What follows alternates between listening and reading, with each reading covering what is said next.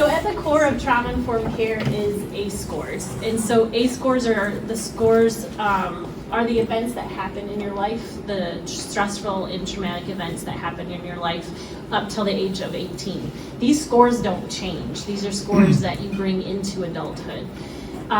What can happen though is the effects of the scores can change, and this is where connection is key. So when you're working with children, you are buffering the impact of those scores while they're happening.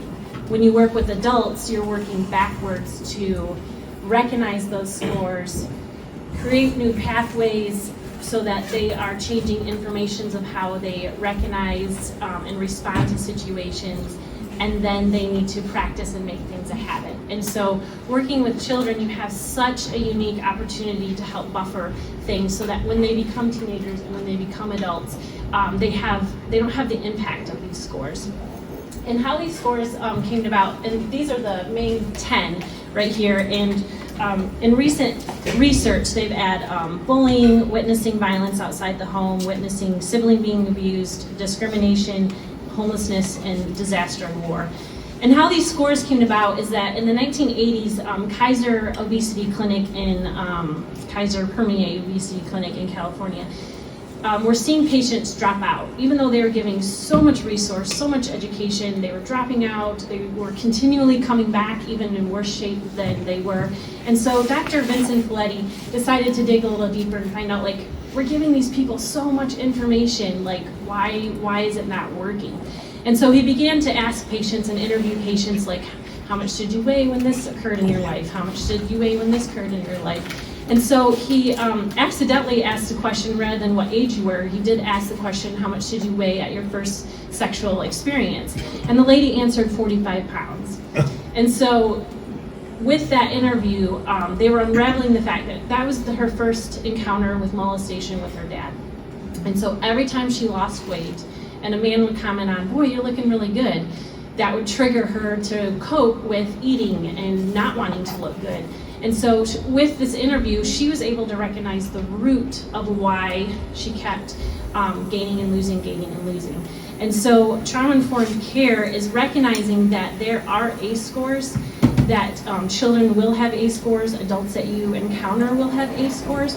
But when you figure out the root, that's where the buffer kind of comes in, and where you can help kids to come up with healthy coping. And so as you can see, the rate of at least one or more ACE score is pretty high. It's above 50%. And so ACEs are all around us, and they do impact the way that people cope. They impact their physical and mental well-being, emotional well-being. And then about 10 years later, they did a foundational study on ACEs. And they found that they impacted adults' chronic disease, incarceration, employment challenges, and the higher the ACE scores, the more negative impact on a person's life. And so a lot of times, trauma events and traumatic chronic stress, they do kind of link. So a lot of times your adults or your kids that have high ACE scores will also have traumatic events that occurred in their life. The thing that you might notice though is that having someone with had a few traumatic events in their life or one big trauma might not necessarily have ACE scores. It doesn't seem to kind of go backwards necessarily, but usually kids with high ACE scores, adults with high ACE scores also have a lot of traumatic experience in their life. And so trauma is defined as an event, series of events, of circumstances experienced by an individual as physical, emotional, harmful, threatening, and they have lasting effects on an individual's functioning both mentally, physically, socially, emotionally, and their spiritual well-being. It's also an event that is either perceived or direct. Your brain can't distinguish between a threat of trauma or a actual trauma. And that is a threat to death, severe bodily harm, psychological injury that a person finds very distressing at their time. So trauma and the experience of it is very individual. And so one person might find this very traumatic and another person might not find it so traumatic. And so trauma-informed care really removes the judgment and looks at the individual. I really like Dr. Norman Wright's definition, which is any event that shatters your safe world belief that is no longer a place of refuge, and safety. And that really happened with COVID too. You can kind of see that everyone's worldview just shattered. And so there are a lot of people walking around with traumatic events, and some people, they coped really healthy with COVID and isolation, and other people not so much, and it's, again, because it's so individualized. And so a lot of the ACE events in someone's life can also be trauma, like abuse and neglect, but trauma can also be frightening, feelings of being frightened, under a threat, humiliated, rejected, abandoned, invalidated, unsafe, unsupported, trapped, ashamed, and powerless. And so the response to trauma is based on the individual, the environment, the coping skills, and family dynamics. And they can fall into 3 categories, which is a single exposure, like one major event, one type of exposure that is repeated, and then also exposure to a couple different types of events throughout lifetime, and then also constant toxic stress. And so when a child or an adult is in that constant level 3 or type 3 trauma, that is when they are going to experience physical change, chemical change in their body, because trauma does change the brain, it does change how you relate to information, and it does change the chemicals in your brain. So the first part of my talk is really focused on like, wow, this is really kind of sad. We will get to the part where there's some hope, but to know that trauma really does impact the brain, and it does impact the way people think, and it does impact the way people cope and respond to situations, whether they're an adult or child. And the coping skills that they learn as a child, if they're not corrected or improved, they do carry that into adulthood. And so I like the idea of an iceberg because it makes it real simple, that there are people that you see, behaviors that you see, but then there's things underneath that you don't see. And that's the part that usually makes you cry, is the things that you don't see. And so trauma-informed care is about staying curious about people. It's about putting on the empathy lens and seeing what you don't see. And it's asking the main question. So this is where it really becomes a switch in your brain. So rather than saying what's wrong with these people, or what's wrong with this person, or what's wrong with this kid, you begin to say what happened to this person. You begin to say what's happening to this person. Because sometimes you don't have to go all the way back to childhood. Sometimes it's like, I wonder what happened this morning. Like, this person seems a little bit off coming into church today. And then it's looking at what is driving the behavior. So if we look back at the woman who was molested by her dad at 4, it easily could have been like, what is wrong with this person? She's back again. Like, we gave her all the education, we had a dietitian sit down with her, like, what is wrong with her? But trauma-informed care takes a step back and say, what's happened to her? Like, nobody wants to be a failure. Nobody wants to come in and not lose weight, or, you know, nobody wants to come in and be a grumpy person. I mean, yes, there's probably a few people that would, but those are the exceptions. We're not talking about people that are wanting to be evil, or wanting to be grumpy, or just wanting to be just ugly. But for the most part, most people don't wake up and they want to ruin lives or ruin days, or there's usually a story behind that. And so looking at what's driving the behavior will really start to change your view on things. Changes in the brain structure can cause a person's cognitive, behavioral, and emotional function, can greatly impact that. And so you have on the other side of the screen, you see that there's ADHD and there's trauma. And so what they're finding with these studies is that a lot of times kids were labeled ADHD when really they were post-traumatic. And so sometimes, again, addressing the root cause was not ADHD. And so medications weren't working, and because it was a different chemical change in their brain. The brain change was based on trauma and their memory of an experience with their emotions and the effects that happened to them, versus a different kind of chemical, which we won't get into because that's not my specialty. There's also trauma-informed care. Once you start having those questions and once you start staying curious about people, it really works for anybody. It will work for your spouse. You know, I wonder what's happening today. Maybe they had a bad day at work. Then you can really begin to see them differently. But I do like to take a pause, because a lot of times this can be like, oh, so now we're making excuses for people. And that's where I do like to make a pause. This is not an excuse, a pass for someone to be mean or disrespectful or abusive. What this is more about you than it is about them.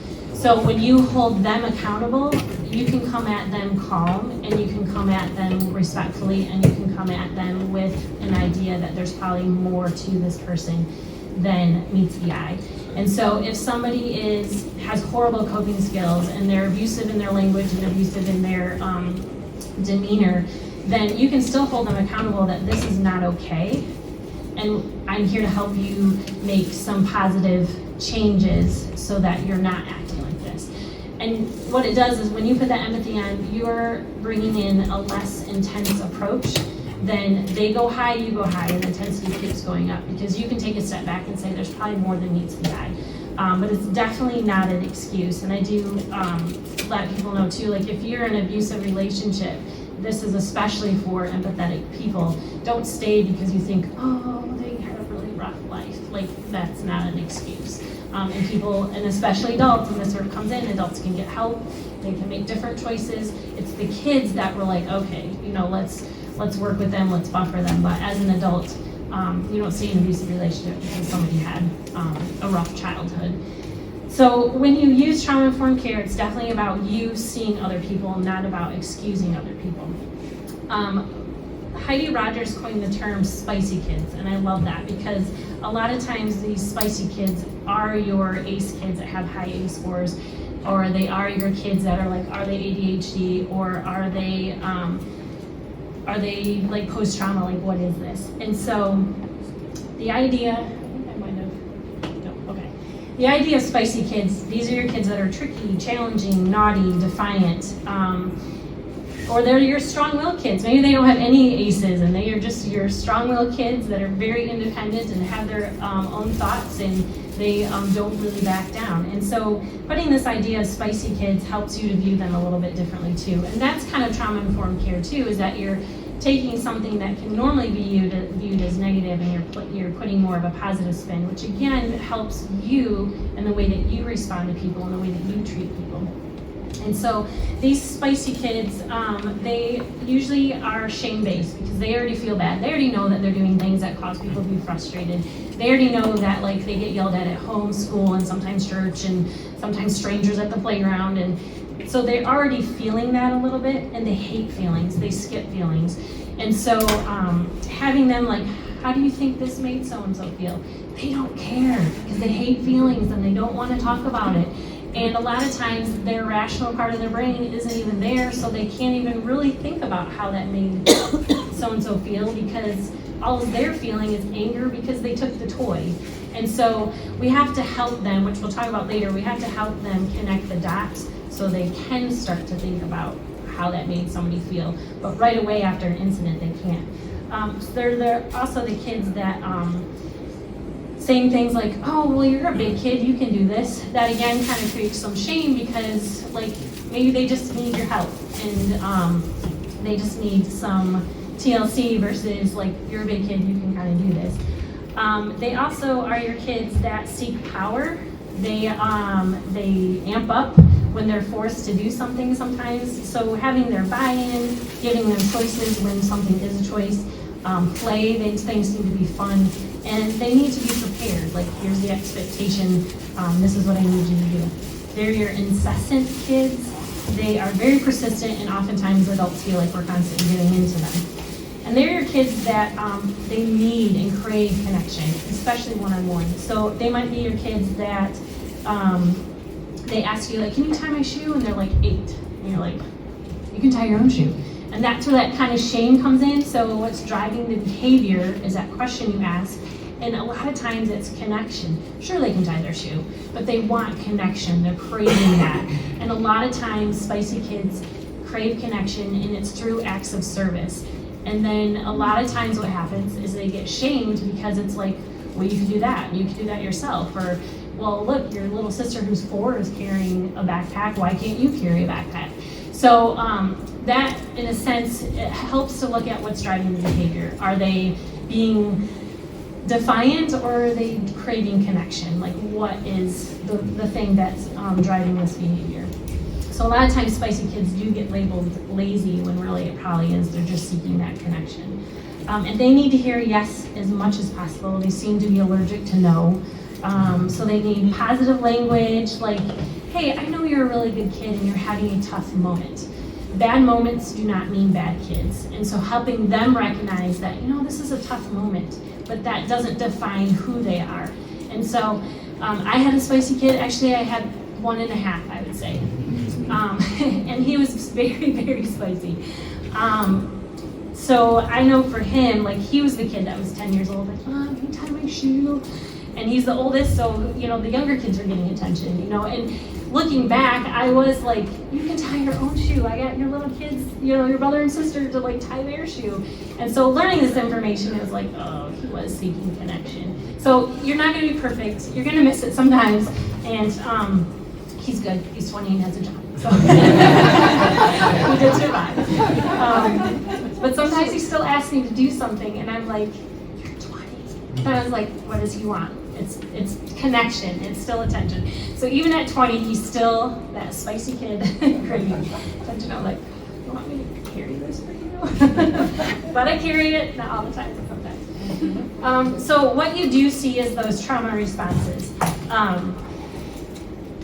So we're all familiar with like that fight, flight, and freeze. And you will see that with kids. Some kids, they're ready to fight you. Some kids, they leave the classroom and they run away, or maybe they hide under the desk. And this is trauma responses or stress responses. So this might not be like something traumatic happened in the class, but maybe they felt overwhelmed or powerless in the classroom. And so I really like the idea that trauma responses or stress responses comes down to feeling overwhelmed or powerless. You might not know why this kid felt overwhelmed.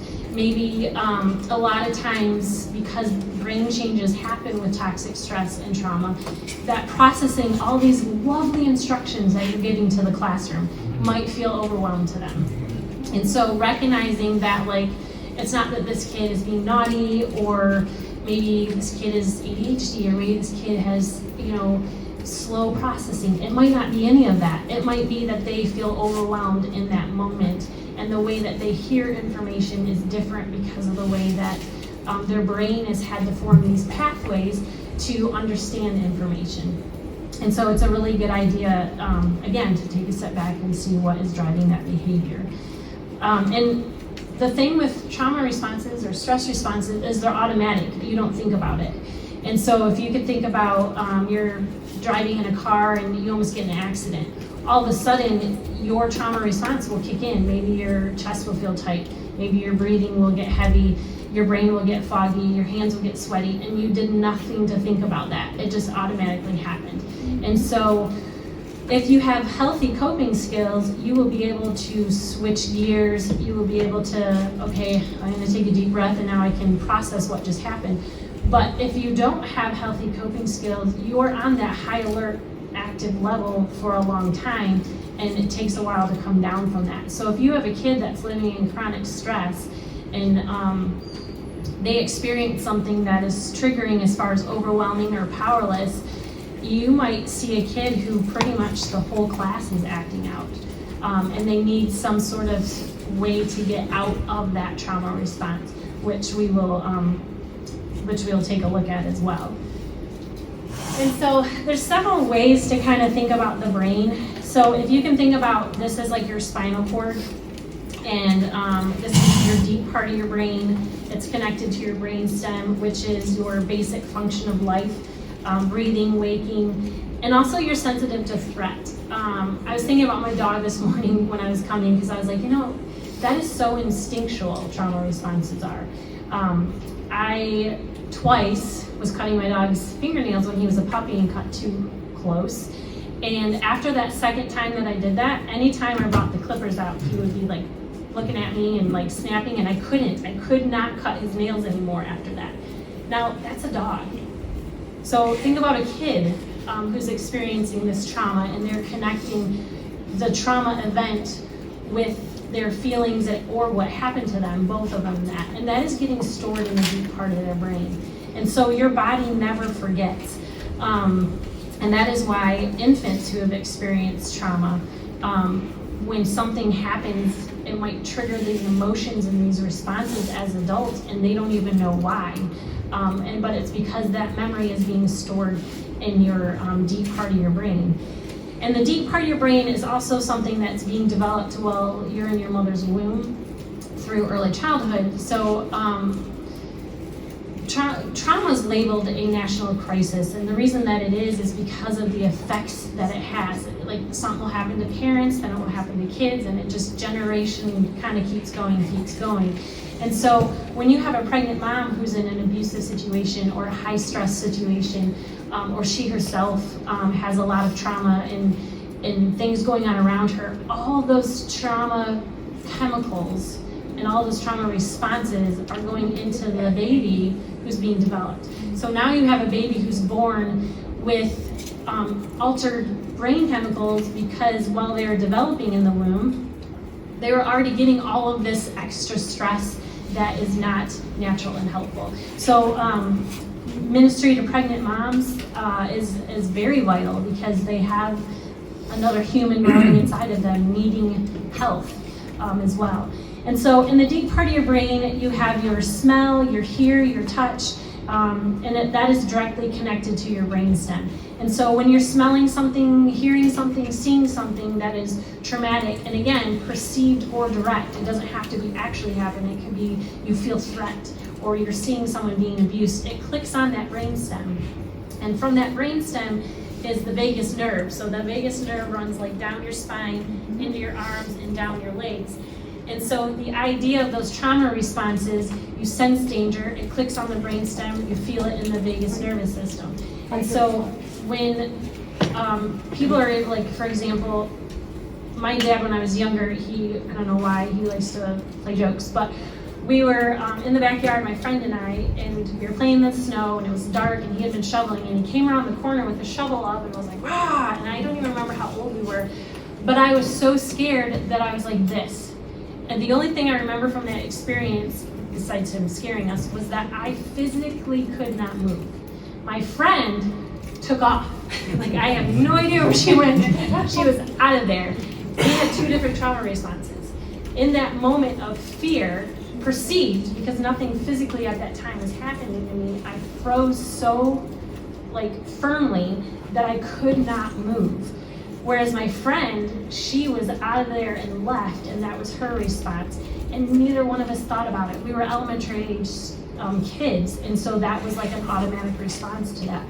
So that's what happens all without even thinking about it. And so in the other deep part of your brain, there's three functions. So that's the first one, is when you, like, your senses are connected to your brainstem. The second one is your regulation for stress and effect. So when your stress goes up, you figure out how to regulate yourself to get back down. So if those areas aren't nurtured, they go into adulthood having what they have. So you have the coping skills you have, unless you go back and work on them as an adult, but you enter adulthood with those coping skills because the pathways are so deep into how you responded to these stressful experiences. And the third function is memory creation, and it's being repeated. So, for example, if an infant cries, they get picked up, memory is created that I cry, someone comes and gets me. If an infant cries, nobody comes, that memory and that connection is being created that I can't count on anybody, nobody's there. So we also have the amygdala, which is in the deep part of your brain, and that's like your smoke detector. That's like your meerkat, always looking. If it senses danger, it clicks on and lets the other parts of your body know that this is danger. So what's interesting about the amygdala, and that's where your emotions are, your feelings are, and the storing of your memory. But what's interesting about the amygdala is it's wired for survival. So with constant exposure to trauma, it actually enlarges the amygdala. And they're finding that kids that are living in chronic stress actually have larger amygdalas. So it's not that these kids are overreactive or sensitive, it's that their amygdala is actually larger than kids that aren't experiencing toxic stress. So they are going to be a little bit more sensitive, they are going to be overreacting, they might even be a little over the top with their emotions. And then right in that same kind of area is your hypothalamus, which stores your short-term memory and your ability to differentiate between past and present.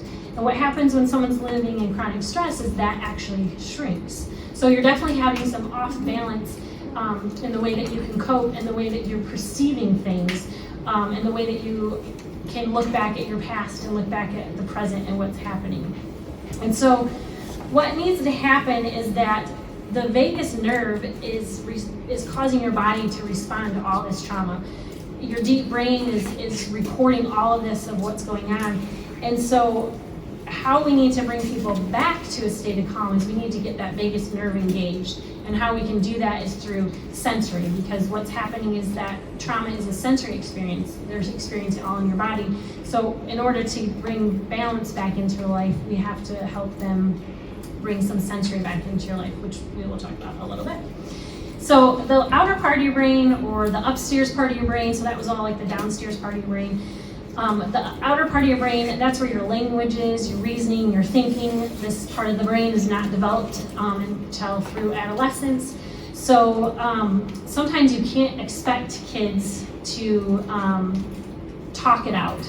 So if you have a kid who's like 7 and something just happened and you're like, tell me what happened, what made you so upset? This part of their brain's not even developed until in their 20s. So the idea of having this conversation isn't going to work because this part is forming still. So we need to help them. We need to guide them. We need to nurture them. We need to maybe put an arm around their shoulder. We need to maybe help them squeeze a ball. We need to have them maybe scribble on some paper and get that anger out. We need to help them provide words like, did that make you feel angry? Where did you feel that in your body? So you're going to feel anger before you speak anger. You're going to feel anger before your behavior shows anger. So helping kids realize that I feel angry and my shoulders get scrunchy when I'm angry, or my face gets really tight, and helping them describe what the angry feels like is going to help them versus just giving the words like, wow, that probably made you feel really angry. Because that feeling of angry using words is the rational part.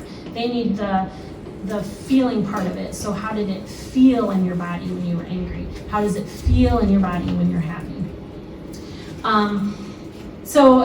And to help you kind of think about that, think about the time that you've been so angry.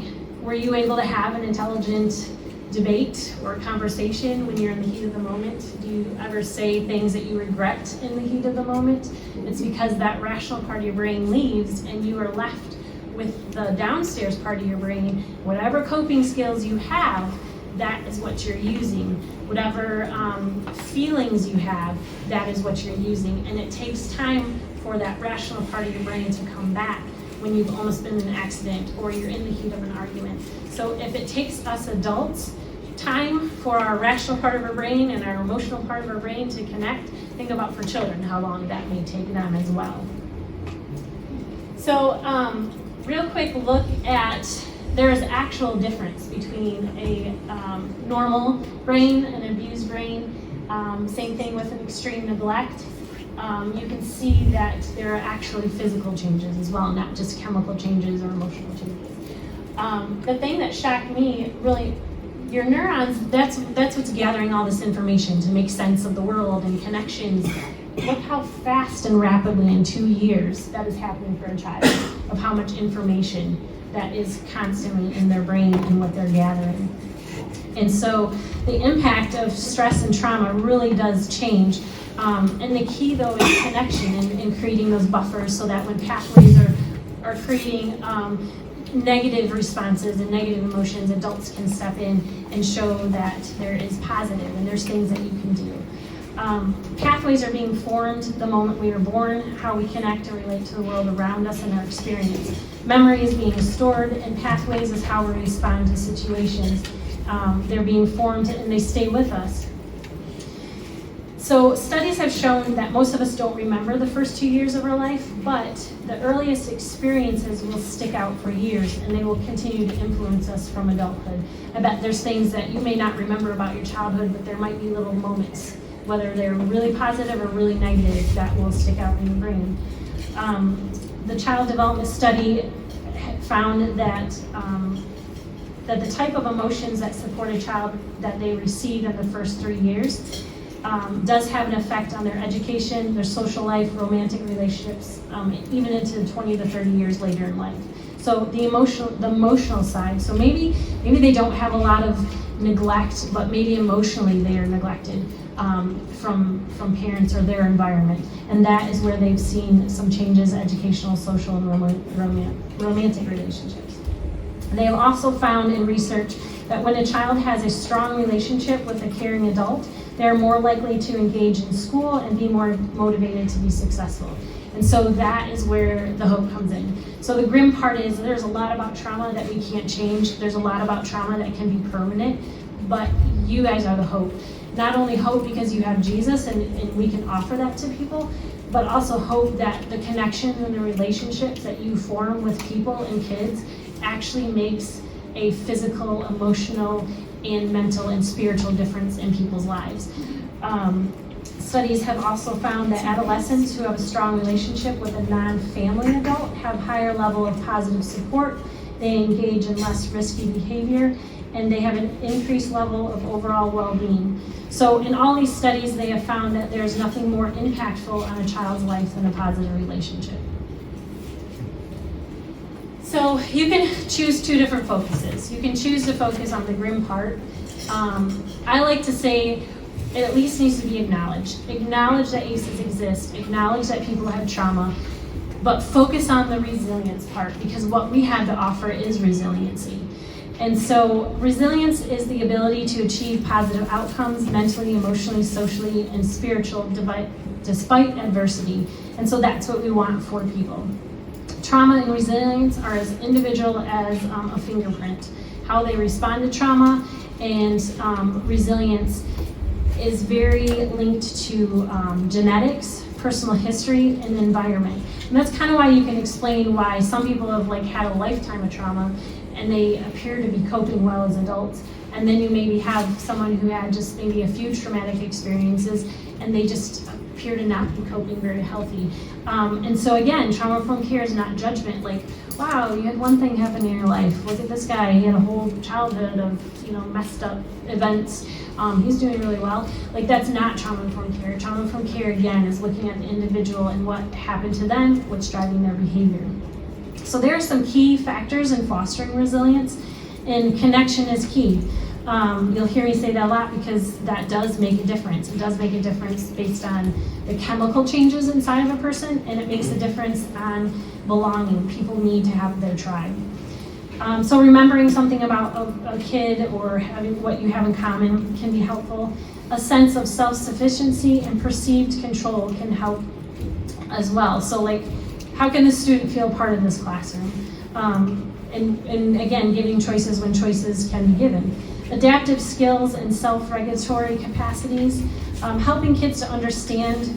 So that's really key, is the self-regulating. So helping kids understand where they feel angry and worry, not just telling them with words that this is worry or this is fear. Trauma is very sensory, and we want to help them build memory and connection between where they feel it and what they're experiencing. And then when they can focus on what they're feeling, it gives their rational part of their brain time to come back so that they can connect with what I should do differently. So normally I would just hit that person because I'm really angry, but now I'm going to focus on not hitting that person, but I'm going to focus on I feel angry in my scrunchy shoulders. So I'm going to take some deep breaths to help, or I'm going to wiggle my shoulders. Oh, maybe it's not a good idea to hit that person. So that's how that can help to bring that connection. So some examples can also be weighted blankets or heavy toys, something that their body physically has to do that can help bring that rational part connection to their brains. Having something to chew on can also help. Play-Doh, fidget toys, drinking out of a straw, because that uses different kind of muscles. Swinging or rocking, we do that naturally with infants. We hold them with infants and toddlers. That is an actual thing that they find comforting. Music, walking, splashing water on your face. Deep breaths actually do help. There's some oxygen that gets to the brain, gets to your body, and that can help to bring some sense of calm. The fourth factor is source of faith, hope, and cultural traditions. So having connection to the church is also a key factor in building resilience, and that is recognized by Christians and non-Christians, that having that connection can be resilience building. So a good place to start is meeting people's basic needs. You can't expect children or adults to contribute if they don't have food to eat. or if they don't have warm clothes, or they don't have any water, you're not gonna be like, hey, sign up for this program, and they're hungry. So coming down and meeting a child's basic needs, if you're expecting a child to contribute in the classroom and participate, but yet they're coming to church hungry every time, they probably are gonna act out because some of their basic needs aren't being met. And then what's interesting is that right after basic needs is loving and belonging. And connection is so key. People need it to survive. And then people need to feel emotional safety, mental safety, spiritual safety, and then esteem. Kids need to have successes. Imagine a 20-something kid or an 18 years old kid, and he's had so much failure, like home life, like he's always yelled at, things weren't healthy, he was in that kind of environment. Then he went to school, and teachers, you could tell, were annoyed with them, and he didn't have school success, his grades were always bad. And then he's expected to be a functional adult. And that's where you can step in, and you can be that supportive adult that can encourage and focus on a child's strengths and not on a child's weaknesses. And then we can get to contributing, and then we can see what they can bring to the table, and they're more ready to do that. People can give when they're not trying to hoard and figure out what they need. And so, how do you create that environment? First of all, you start with safety. Are you a safe person? Is your classroom a safe place? Is your church a safe place? That is one of the most important things, because people need to feel physically safe and emotionally safe, especially if they're going to be vulnerable. They need to know, are you trustworthy? Physical safety, you can have a peace or calming corner in the classroom where maybe it's private, or you can still see the kids, but maybe they are getting really frustrated, they are getting amped up. Maybe there's a space where they can go to just kind of calm a little bit and be away from everybody. It's also a good idea, before we go too much further in this, to look at your own triggers, because we do know that kids can be frustrating, and we do know that situations can be frustrating. So it's really important to look at, where do I feel my frustration? Where do I feel my anger? Because if a kid is really pushing your buttons, because we all know they do, and you're amping up, your rational part of your brain is going to leave, and whatever coping skills you're left with is going to come out. And so that's why sometimes too you can see adults that you're like, they're acting like a kid right now. Well, that may be their coping skills, and I need to work on that. But don't say that. And don't ever say calm down, take a deep breath, because that's triggering too. Even though physically it will help you. So it is a good idea to take a look. And when you are, like, when you start getting an argument with a friend or a spouse or your own kids, start to be like, okay, where do I feel this frustration? Why do I feel this frustration? And when you begin to do that with yourself, you're going to be able to do that with other people as well. So sometimes I have to look and be like, my kid is making me frustrated, angry, why? Like, what is it about what they're saying making me frustrated? Or what is it about what they want is making me frustrated? Because maybe it has nothing to do with them, maybe it has something to do with me. So beginning to look at yourself and beginning to reevaluate that can be a helpful tool so that you can be a safe person for somebody, and you can be trustworthy in that. The other thing is helping kids to regulate their nervous system. So this is where you engage in that vagus nervous system.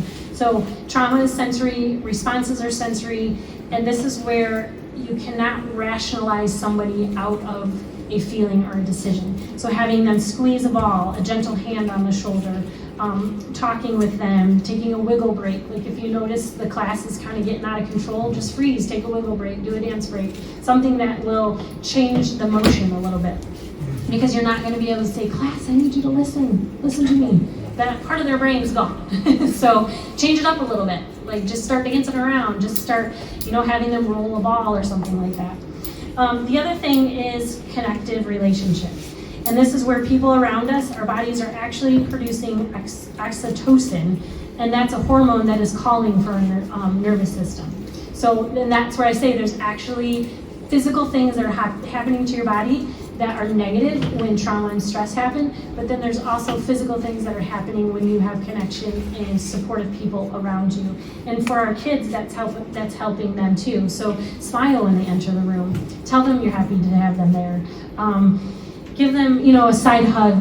Give them a high five. You can also ask them, do you want a hug or would you like a high five? Like they'll tell you, some kids are huggers and some kids are like, I'll take a fist bump, and that's okay, that meets their need.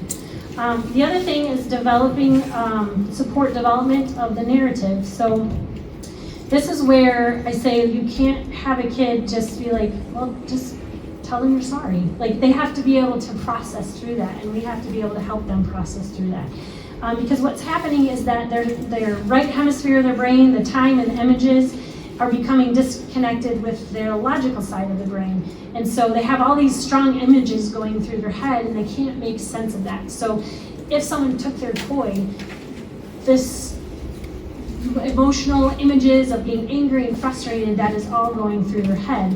And so what we have to do is we have to create things that are predictable and routines and reliable, so that when a kid is coming into our classroom and they have such a chaotic household, or maybe they had a chaotic moment getting here to church, that we are predictable, we are reliable, we are calm, so that when they come in, they have already a sense of who we are and what we can provide. The other thing is a power with strategy. We all know that we can take on a 6-year-old physically and probably emotionally and probably mentally. We have no problem doing that. But should we? Should we physically force a kid? Should we shame them into doing something, guilting them into doing something? Because what that does is teach them that bigger and stronger means I hold the power and I can make you do what I want you to. And so the power with strategy is helping to create some sort of buy-in with the kid. It's also helping them walk alongside of you and modeling that relationship that we're working together in this situation. It's giving them empowerment. It's like a teamwork kind of strategy. The other thing is building social, emotional resilience skills. Resilience is often equated with hope. And this is where we offer the greatest hope, and that's Jesus. And so when we can introduce Jesus to kids, we're introducing a guarantee in life for them. That even no matter what's going on in your life, you can pray, you can trust, you can have the love of Christ, you can have all of these things that are positive and healthy, even though the world around you, their little world around them, is not. So we need to really make sure, are we providing a model of Jesus? Are we giving an example of who that he is?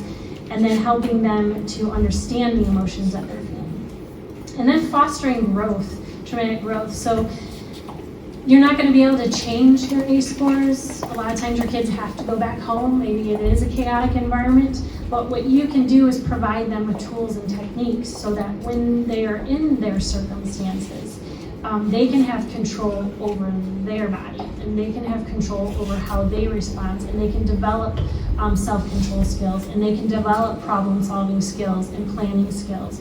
And so providing a child with tools to be able to understand what's going on through their feelings of their body, and then also providing that connection gives them an example of that as well.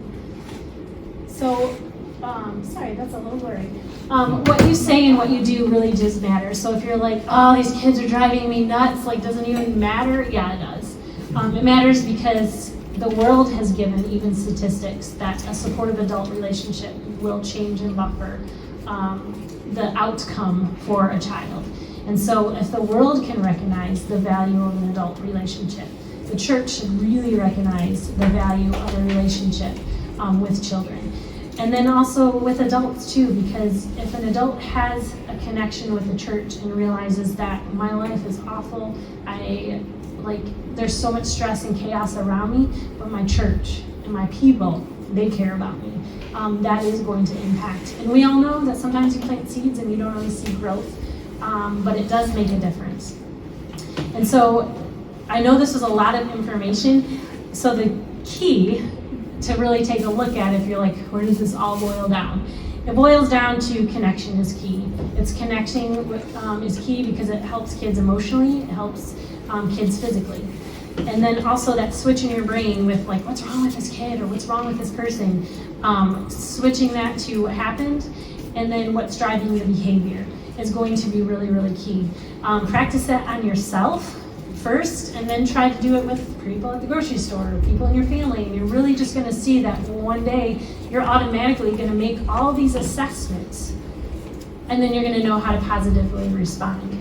You do not have to know the ACE scores of every person that you meet. You do not have to know the ACE scores of every child. You don't have to know the trauma history of every person you meet. You just have to remember that it exists, and that may be impacting the way that they're coping and handling their response right now.